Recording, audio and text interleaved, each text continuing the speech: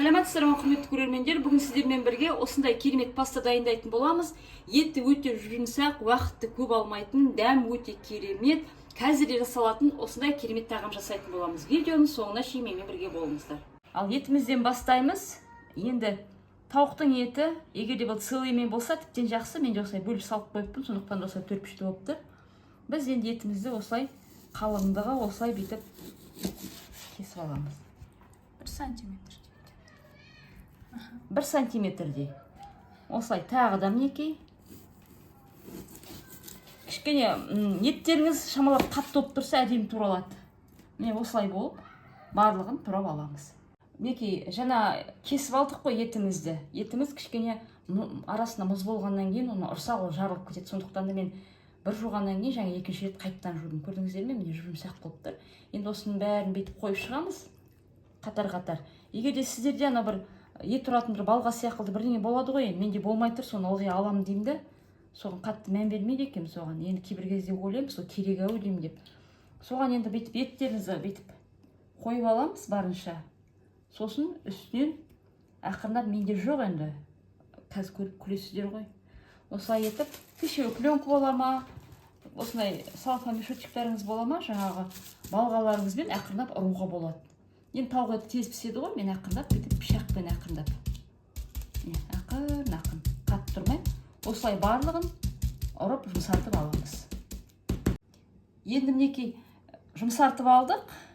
Бұны біз қазір екінші ыдысымызға салып, былай мінекей, екі жағын кезек-кезек тұздап алатын боламыз. Бұл жаңағы ұрғанымыз енді тұздың тез сіңуі деп ойлаймын өзім, әйтпесе тауық еті тез піседі. Осылай жұқалап қана екі жағын кезек-кезек тұздап аламыз. Барлығын осылай ұрыңыздар да, екі жағын кезек-кезек тұздап, осылай жасап алыңыздар. Енді бізде мұндай ұн бар. Ұнды мен осылай салфа мешочекқа салдым. Егер де бұзылып нетіп қалса, лақтырып жүруге жеңілдеп, ыдыс бүлдірмейді деп. Оған біз енді шай қасықпен де кішкентай, жарты ғана шай қасық тұз салдым. Өйткені тауықтың еті тұздалған. Бірақ осыған да салып жатырмын. Сосын паприка бізде мұндай түсін кішкене өзгертсін деп, шамалы бір шай қасық толтырып паприкамызды саламыз. Сосын азғантай қара бұршымыз. Енді жақсылап тұрып осыны араластырып аламыз. Бізде 2 жұмыртқа бар, мінекей. Жұмыртқамызды жуып, осыған міне жарып алдық. Ағы мен сарысын бірге араластырамыз, жақсылап тұрып. Болды. Енді бізде жаңағы тауығымыздың етін аламыз. Бірінші ұнға батырамыз. Бірінші ұнға. Одан кейін жұмыртқамызға батырамыз. Одан кейін қайттан ұнға батырамыз. Содан кейін ысып тұрған табамызға бесмилла деп салатын боламыз. Бесмилла. Енді осылай тағы бірін көрсетіп жүрейін сіздерге. Мінекей. Ұнға батырамыз. Жұмыртқаға батырамыз.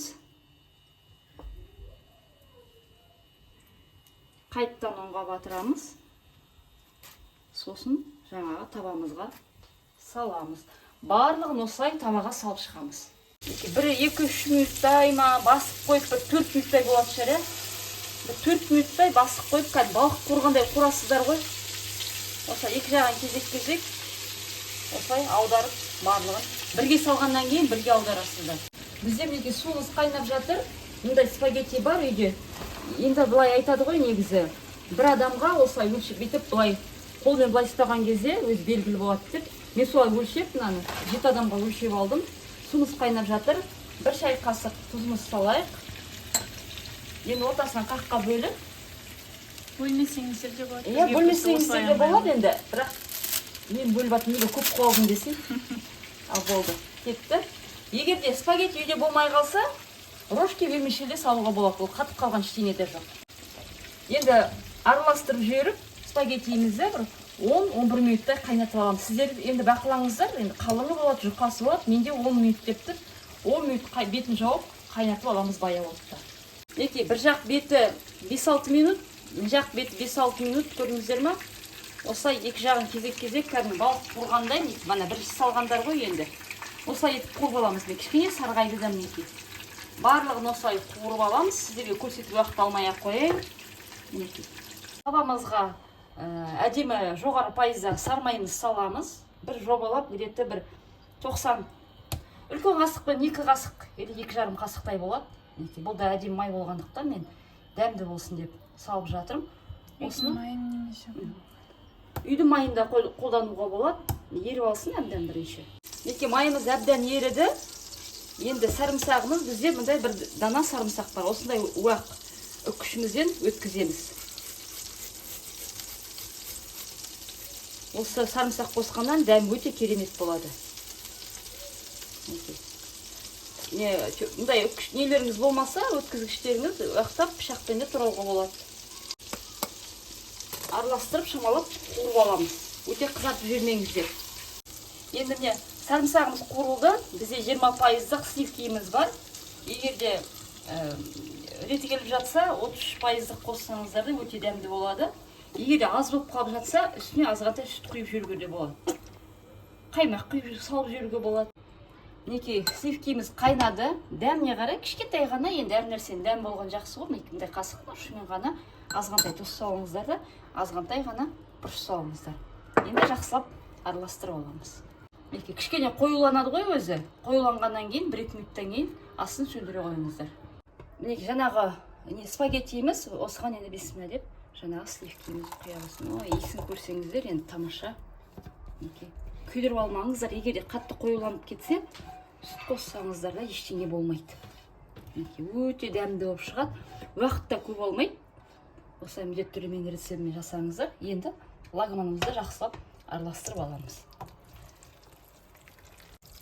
Өте қою болып болмасын, осындай кішкене сұйықтау болғанда да дәмді болады. Мінекей болды. Спагеттиіміз дайын болды. Ақырындап сіздерге көрсетейін. Мінекей. Осылай етіп енді үстіне тауығымыздың етін саламыз. Міне қараңыздар, жаңағы тауықтың етін өте керемет болып пісіп шықты. Шикі болып қалады деп уайымдамаңыздар. Басып қойып 2 жағын 4-5 минуттан пісіріп аламыз. Ал енді етімізді жақсылап тұрып тураймыз. Иісі де керемет. Менің балаларым осы тағамды біз отбасымызбен түгел жақсы көретін тағамның бірі осы негізі. Жемеймін деп, жегіміз келмейді деп ешкім айтпайды. Бәрінің сүйіп жейтін тағамы.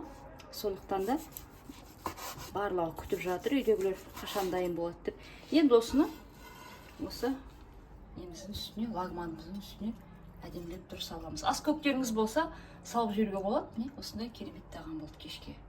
Барлықтарыңызға сәлем, маманың сүйікті көрермендері. Бүгін осындай күшті ресторанский тамаққа дегустация жасаймыз.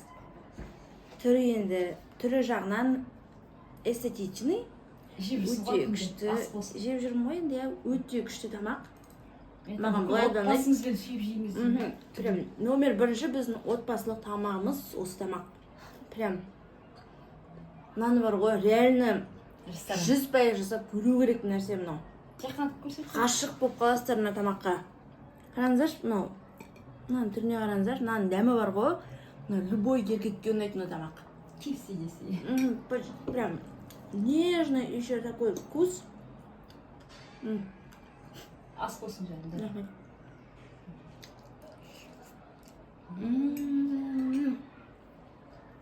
Атамайым десең. Мынандай бомба бар ғой.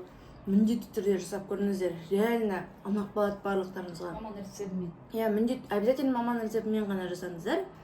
Мамаға лайк басыңыздар, подписка жасаңыздар, қолдап беріңіздер. Міндетті түрде жасап көріңіздер. Сау болыңыздар.